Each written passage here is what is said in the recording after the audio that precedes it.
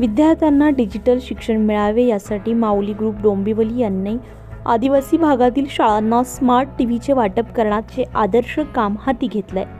त्याचाच भाग म्हणून वाकडपाडा जिल्हा परिषद शाळेमध्ये स्मार्ट टीव्ही भेट देण्यात आली आहे। यावेळी माऊली ग्रुपचे चारुदत्त कोलारकर यांनी सांगितलंय की आदिवासी भागातील विद्यार्थ्यांना शिक्षणासाठी लागणारे साहित्य देऊन येथील विद्यार्थी चांगले शिक्षण घेऊन पुढे जातील अशी अपेक्षा आम्हाला आहे।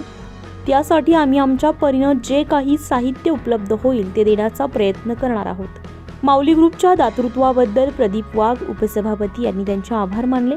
यावेळी प्रदीप वाघ उपसभापती चारुदत्त कोलारकर मॅडम, उपसरपंच नंदकुमार वाघ, विठ्ठल घोडे पाटील, संतोष बोंद्रे, माऊली ग्रुपचे सदस्य सुहास दिनकर, मुख्याध्यापक नागू विरकर, केंद्र प्रमुख इत्यादी मान्यवर उपस्थित होते।